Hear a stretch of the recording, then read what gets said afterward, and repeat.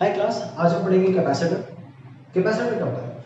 Capacitor नाम ही बता रहे ना, कैपेसिटर मतलब कैपेसिटी होगी इसमें कुछ ना कुछ। चलो तो स्टार्ट करते हैं अपन। इसके अंदर डेफिनेटली कैपेसिटी है। तो कैपेसिटी किस चीज़ की है? इसके अंदर कैपेसिटी की चार्ज को स्टोर करने की। चार्ज को स्टोर क्यों करता है? चार्ज को स्टोर करता है ताकि ये रिलीज कर सके। क्यों रिलीज करना है?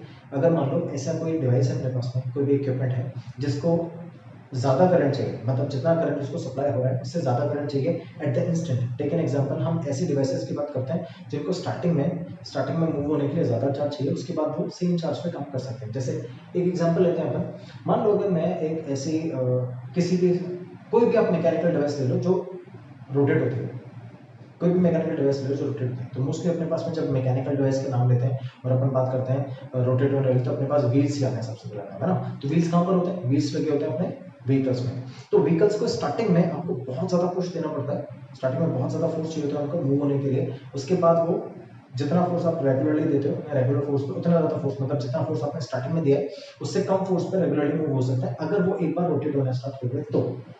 ठीक है, तो स्टार्टिंग में आपको फोर्स देना पड़ेगा। 11th क्लास पढ़ चुके हो आप लोग, आपको पता है इनर्शिया फोर्स बहुत ज़्यादा होता है। तो इनर्शिया स्टार्टिंग में लगता है, उसके बाद जब रोटेट होने लगेगा तो वही इनर्शिया रोटेशन में हेल्प करेगा। सो इसलिए स्टार्टिंग में इनर्शिया फोर्स कर रहा होता है, बाद में इनर्शिया हेल्प कर रहा होता है। दैट्स व्हाई अपस्ट्रीम डाउनस्ट्रीम, है ना। ये भी आप लोगों ने पढ़ा है तो उससे समझ में आ जाएगा। x माइनस वाई अगर होगा तो स्पीड रिड्यूस हो जाएगी, x प्लस वाई होगा तो स्पीड इंक्रीज हो जाएगी। तो स्टार्टिंग में इनर्शिया फोर्स कर रहा होता है, बाद में इनर्शिया हेल्प कर रहा होता है, तो बाद में अपन को ज़्यादा फोर्स नहीं चाहिए होता। अच्छा, अब अपन बात करते हैं ये मैकेनिकल डिवाइसेस में कैसे काम करते हैं। कोई भी एग्जांपल ले लो, कोई इलेक्ट्रिक डिवाइस। अच्छा, एक इलेक्ट्रिक डिवाइस की बात करते हैं जो रोटेट हो रही हो, तो अपन कौन सा लेते हैं? सबसे पहले अपने पास फैन ही आता है दिमाग में, है ना।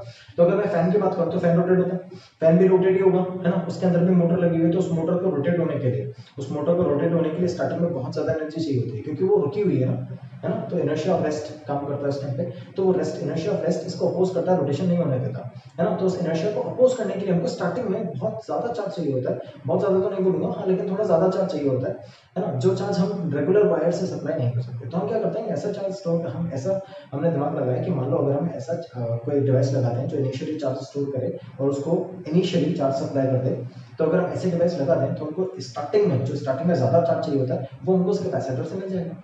तो हमने क्या किया, हमने कैपेसिटर कनेक्ट किया, हमने कैपेसिटर लिया, उसको चार्ज में डाला, जैसे उसको वायर के बीच में इंसर्ट कर दिया। अभी मैं आपको समझा दूंगा। तो वायर के बीच में मैंने इंसर्ट कर दिया, तो यहाँ से ये चार्ज, ये कैपेसिटर है, यहाँ से चार्ज आ रहा है, ये थोड़ा चार्ज इसके अंदर फिल हो गया, उसके बाद चार्ज ऐसे ट्रांसफर हो गया। तो जब यहाँ से ये कम्प्लीटली फिल हो जाएगा तो ये भी चार्ज रिलीज करेगा और वहाँ से भी चार्ज रिलीज हो जाएगा। कहाँ से?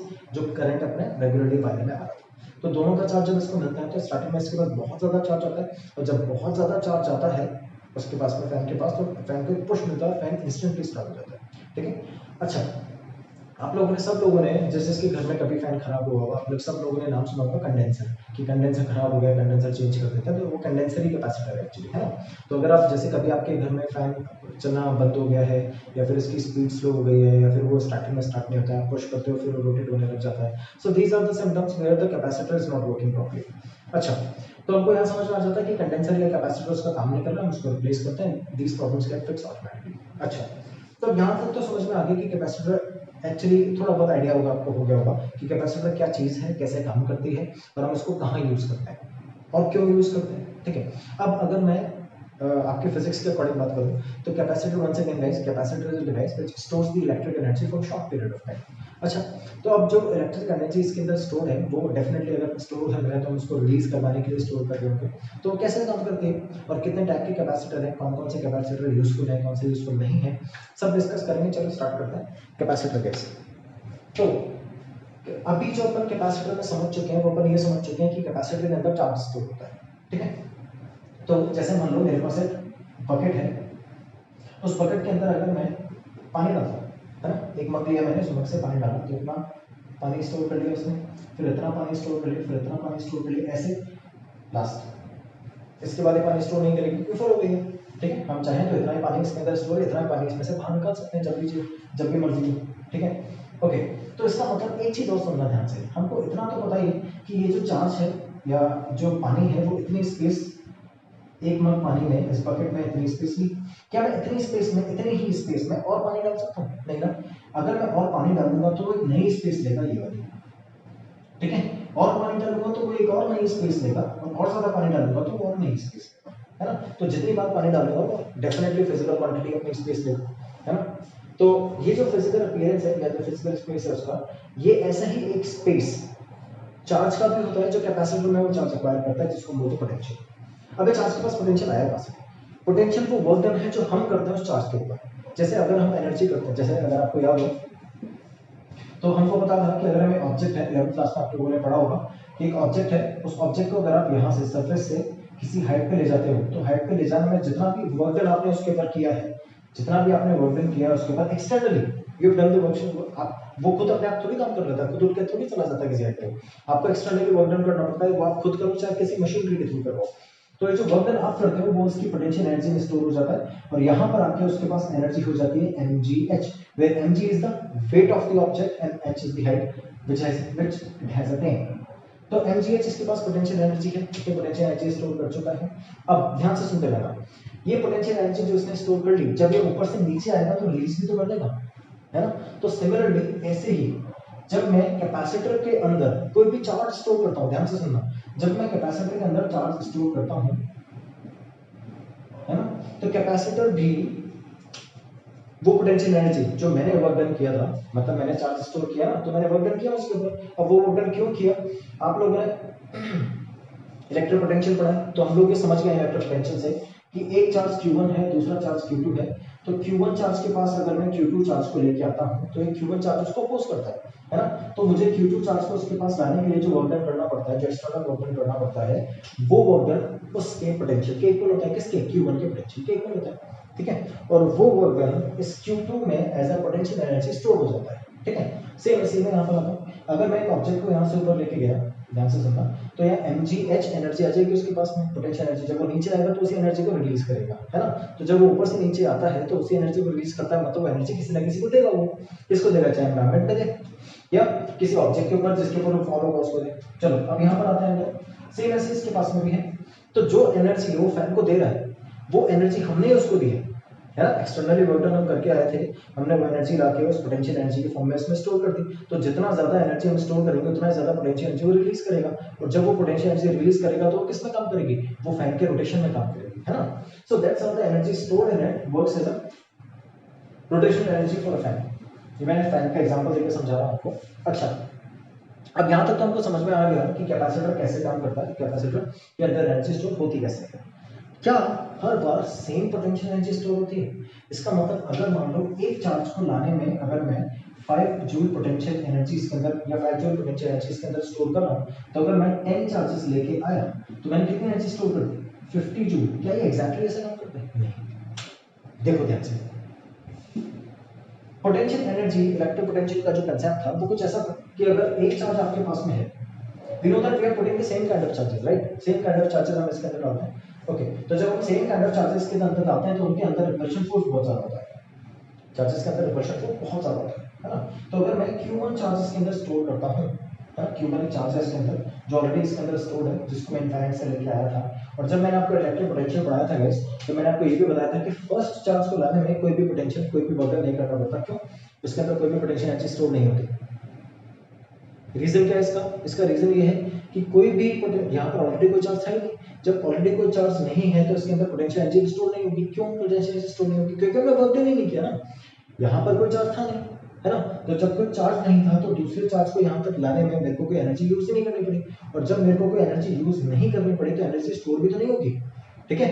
अब मैं बात करता हूँ, अगर मैं सेकंड चार्ज लेके आता हूँ तो यहाँ पर ऑलरेडी चार्ज है, तो सेकंड चार्ज जब मैं यहाँ तक लेके आता हूँ तो ये चार्ज उसको अपोज करेगा। अब मुझे वर्क डन करना पड़ेगा क्योंकि एक ऑपोजिट में फोर्स लग रहा है ना, जिसको मुझे अपोज करना है। जैसे अगर फ्रिक्शन फोर्स नहीं होता, एग्जांपल, अगर फ्रिक्शन फोर्स नहीं होता तो अगर मैंने कार को पुश किया तो वो चलती रहती ना, क्योंकि फ्रिक्शन फोर्स है, अपोज कर रहा है नहीं कोई फोर्स, है ना।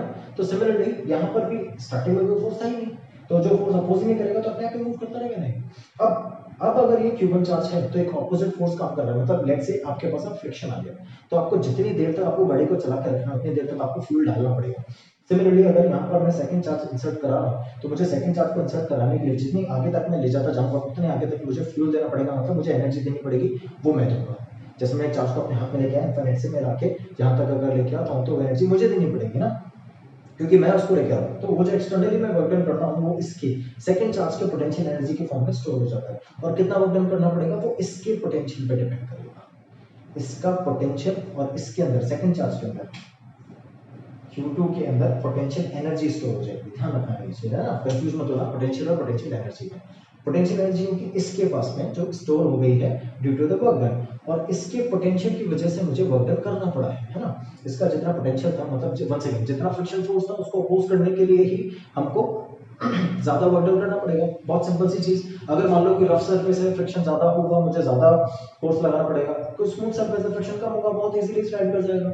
सेम ऐसे यहाँ पर है, अगर इसका पोटेंशियल कम होगा, मुझे वर्क डन कम करना पड़ेगा, पोटेंशियल एनर्जी कम स्टोर होगी, क्योंकि मैंने पोटेंशियल एनर्जी कम ली है ना, मैंने वर्क डन कम किया है, तो कम पोटेंशियल एनर्जी स्टोर होगी, है ना। सेम ऐसे अगर मान लो यहाँ पर ये ऑब्जेक्ट है, इसका पोटेंशियल अगर बहुत ज्यादा होगा, इसका पोटेंशियल बहुत ज्यादा है, मुझे वर्क डन बहुत ज्यादा करना पड़ रहा है, दैट मींस इसके पास पोटेंशियल एनर्जी बहुत ज्यादा स्टोर हो जाएगी। समझ गए पोटेंशियल और पोटेंशियल एनर्जी का डिफरेंस। अच्छा, अब आते हैं पर ये मैं इतना डिटेल में कंसेप्ट क्यों समझा रहा हूँ, क्योंकि ये बहुत जरूरी है कैपेसिटेंस के मेथड को समझने के लिए कि कौन सा कैपेसिटर हमारे लिए सबसे अच्छा है। अच्छा, ये हम कंसेप्ट समझ गए कि कैसे कैपेसिटर काम करता है, सॉरी कैसे इसके अंदर चार्ज हम स्टोर कर सकते हैं। अच्छा, तो अब हम आगे चलते हैं और हम देखते हैं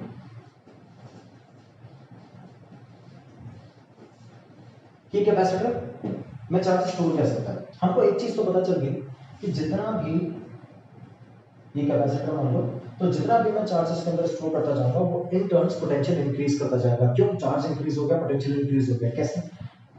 मैं यहाँ से एक Q1 चार्ज रखा था जिसके ऊपर कोई पोटेंशियल नहीं लगा, तो इसके पास कोई वर्क डन नहीं किया, तो इसका खुद का जो इलेक्ट्रिक पोटेंशियल है वही वर्क डन लगाएगा।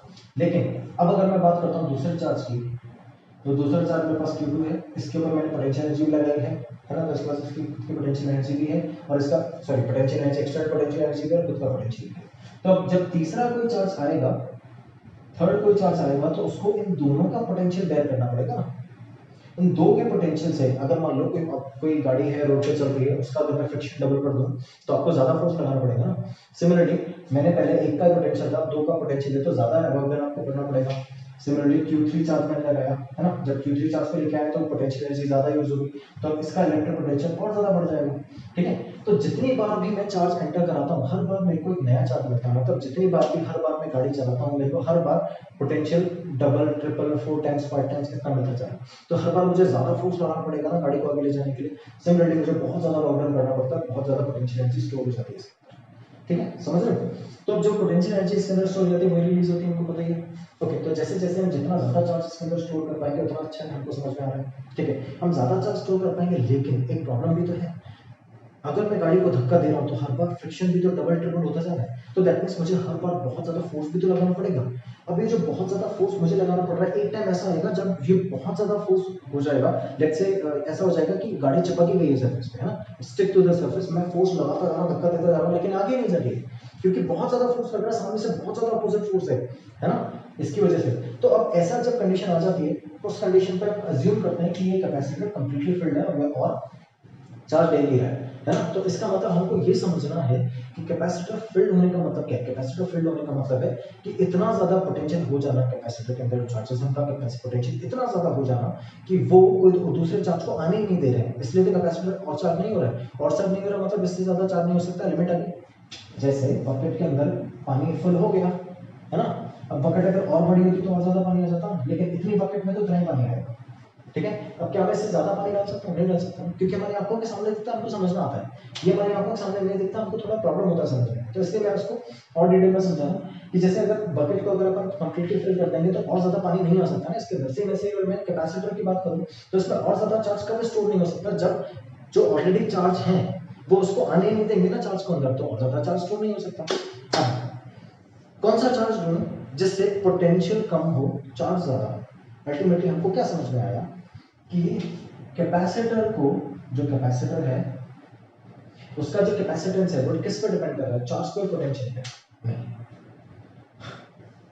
ध्यान से सुनो, चार्ज और पोटेंशियल ये दोनों आपस में एक दूसरे पर डिपेंड कर रहे हैं, कैपेसिटर डिपेंड नहीं कर रहा। क्यों? अगर मैं भी कैपेसिटर बड़ा कर दूं, वही चार्ज है वही पोटेंशियल है, इसके अंदर और ज्यादा चार्ज आ जाएगा। ध्यान से सुनो, कैपेसिटर की जो मतलब कैपेसिटर का साइज अगर मैं बड़ा कर दूं तो इसके अंदर और ज्यादा चार्ज आ सकता है ना, having the same potential same रहे, आई डोंट केयर, लेकिन मैं और चार्ज रख लेता हूं अगर मैं इसके साइज को बढ़ा दूं तो। अगर मैं इसके साइज को छोटा कर दूं तो सेम चार्ज है, सेम पोटेंशियल है, पोटेंशियल चार्ज को मैं टच भी नहीं कर रहा, मैं पोटेंशियल चार्ज को टच नहीं कर रहा हूं, उसके बाद भी इसके अंदर और चार्ज नहीं आ सकते। ठीक है। सो अल्टीमेटली कैपेसिटेंस किस पे डिपेंड कर रहा है, कैपेसिटर का कैपेसिटेंस डिपेंड कर रहा है उसके साइज पे। आप साइज को बड़ा छोटा करते रहो और चार्ज आते रहेंगे, पोटेंशियल। हाँ, लेकिन एक कंडीशन है कि अगर ज्यादा चार्ज में कम पोटेंशियल मेरे को मिल गए तो मैं ज्यादा चार्ज स्टोर कर सकता हूँ उसके अंदर। अच्छा, ये कैसे, देखो ध्यान से। वी नो दैट मैं इसके अंदर जब चार्ज स्टोर करता हूँ, जितना ज्यादा चार्ज स्टोर करूंगा, लेट्स से मैंने total capital Q charge store कर दिया है ना, तो जितना ज्यादा चार्ज होगा उतना ही ज्यादा पोटेंशियल होगा। दैट मींस पोटेंशियल जो है वो चार्ज पे डिपेंड कर रहा है ना। अभी देखा ना आपने, ये जो नया चार्ज में लेके आया उसको जितनी पोटेंशियल एनर्जी बेयर करनी पड़ी है, जितना पोटेंशियल उसका एक्चुअली पोटेंशियल है, वो जैसे जैसे चार्ज इंक्रीज होते जा रहा है वैसे वैसे इंक्रीज होता जा रहा है। ओके, तो अब Q is proportional to V, और जब भी हम प्रोपोर्शनैलिटी का साइन हटाते हैं we always get a constant, so this Q is equals to CV. What is C here? C is the capacitance of this capacitor. Capacitance, once again guys, capacitance is a property, जैसे resistance and resistor. Resistor is a device, है ना। resistance is a property जो हर material की अलग अलग होती है, ऐसे हमने निकाली थी। सेम ऐसे अगर मैं यहाँ पर capacitance निकालूँ तो capacitance is will be C is equals to Q upon V, ठीक है। तो ये इन दोनों का रेशियो कैपेसिटेंस है, ध्यान से सुनना, इन दोनों का रेशियो कैपेसिटेंस है। इससे आपको सिर्फ एक ही चीज समझनी है ना, ये फॉर्मूला नहीं है किसका, कैपेसिटेंस का। कैपेसिटेंस वैसे अगर हम चाहें तो कैपेसिटेंस निकाल सकते हैं इससे, ठीक है, किसी भी डिवाइस का, लेकिन जैसे हम रेजिस्टेंस निकालते थे, जैसे अगर मैंने वायर लगाया, इस वायर के मटेरियल पे डिपेंड कर रहा है ना रेजिस्टेंस, है ना, तो मैं रेजिस्टेंस कैलकुलेट कर सकता हूँ इस फॉर्मूले से, है ना। रेजिस्टेंस इस पर डिपेंड नहीं कर रहा, ध्यान से सुनना। अगर मैंने इतना पोटेंशियल लगाया, मैंने इस पे इतना पोटेंशियल लगाया, इसके अंदर इतना करंट जा रहा है, तो मैं कैलकुलेट कर सकता हूँ कि इसके अंदर कितना रेजिस्टेंस होगा। रेजिस्टेंस तो वायर का ही है ना, पोटेंशियल थोड़ी लगा था रेजिस्टेंस। पोटेंशियल पे डिपेंड तब करता जब पोटेंशियल रेजिस्टेंस लगा था, पोटेंशियल रेजिस्टेंस नहीं लगा, रेजिस्टेंस तो वायर लगा रहा है, तो वायर पे डिपेंड करेगा, है ना। We know that R is equals to rho L upon A, तो यानी लेंथ और मटेरियल और एरिया पे डिपेंड करता है रेजिस्टेंस। सिमिलरली अगर मैं यहाँ पर आऊँ तो यहाँ पर भी वायर के स्ट्रक्चर की तरह कैपेसिटेंस भी डिपेंड करता है किस पे, कैपेसिटर के स्ट्रक्चर पे। तो जितना बड़ा, जितना अच्छा स्ट्रक्चर होगा, जितना वेल डिफाइंड स्ट्रक्चर होगा, उतना ही ज्यादा कैपेसिटर इसके अंदर, उतना ही ज्यादा चार्ज इसके अंदर स्टोर हो जाएगा। तो अगर इस फॉर्मूले से मैं कैपेसिटेंस की यूनिट कैलकुलेट करूं तो वो क्या होगी, वो होगी, चार्ज की यूनिट क्या होती है, कूलम, और ये होती है वोल्ट, तो coulomb per volt will be farad, farad जिसको हम कैपिटल F से रिप्रेजेंट करते हैं। तो चार्ज की जो यूनिट है अपने पास में वो होती है फैराड, ठीक है। यहाँ तक कोई कंफ्यूजन है? चलो इसको जल्दी से नोट करो गाइस। ओके, अब हम चलते हैं गाइस आगे, जिसमें बात करेंगे C is equals to Q upon V, जिसमें बात करेंगे कि सबसे पहले कैपेसिटर कैसा बनाना है। जब ये समझ गए कि हम चार्ज को ऐसे स्टोर कर सकते हैं तो हमने कैसे कैपेसिटर बनाया। हमने सबसे पहले कैपेसिटर बनाया स्फेरिकल कैपेसिटर, ठीक है। स्फेरिकल कैपेसिटर हमको पता है कि डेफिनेटली कंडक्टर, ठीक है। तो हमको पता है कि किसी भी सरफेस पे अगर आप चार्ज लेते हो तो उसकी सरफेस पे बन गया, according to Gauss law, close surface के ऊपर की सारा चार्ज होता है उसके सरफेस के अंदर नहीं आता, तो इसके अंदर जो इलेक्ट्रिक फील्ड है वो जीरो हो जाएगा, ठीक है। बहुत सिंपल सी चीज। तो अगर मैं स्फेरिकल कैपेसिटर के सरफेस पे मैं कितना चार्ज रखता हूं तो इसकी सरफेस पे डिपेंड करेगा ना, जितनी बड़ी सरफेस होगी उतना ज्यादा चार्ज होगा, जितनी छोटी सरफेस होगी उतना कम चार्ज होगा। तो अगर मुझे कैलकुलेट करना है कि मुझे इसका इलेक्ट्रिक पोटेंशियल कितना होगा, या इसका, चलो सीधा ही कैलकुलेट करते हैं, इसका कैपेसिटेंस कितना होगा। तो कैपेसिटेंस का फॉर्मूला क्या है, C equals to Q upon V। ध्यान से समझना, मैं सीधे कैपेसिटेंस की बात क्यों कर रहा हूँ, क्योंकि ज्यादा इंपॉर्टेंट नहीं है ये, है ना। आपको सिर्फ ये समझना है कि इसको यूज क्यों नहीं करते बस, है ना। जैसे एरिस्टोटल फैलेसी थी कि हम उसको सिर्फ ये चेक करना है हमको कि हम उसको यूज क्यों नहीं करते हैं, ठीक है। चलो अगला आता है C is equals to Q upon V, एक स्फेरिकल कैपेसिटर जिसका इलेक्ट्रिक फील्ड अंदर जीरो है, आपको उसका अगर इलेक्ट्रिक पोटेंशियल निकालना हो तो उसका फॉर्मूला क्या होता है, V is equals to KQ upon capital R, where capital R is the radius of it, है ना। जितना बड़ा रेडियस उतना बड़ा, उतना ज्यादा पोटेंशियल स्टोर हो जाएगा, ठीक है, fine. we'll put it over here, Q upon K, Q upon R, R ऊपर चला जाएगा, Q R upon Q, Q से ऊपर गया, R upon K is the answer।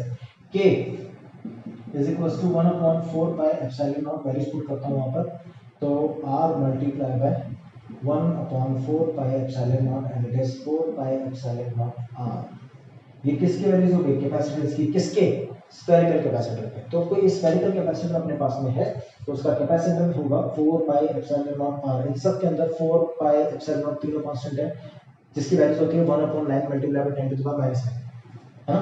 कैसे k की वैल्यूज कितनी होती है 9 multiply by 10 to the power 9, तो 1/k की कितनी होगी 1/9 multiply by 10 to the power 9, ऊपर ले जाता हूं तो 1/9 multiply by 10 to the power -9, है ना।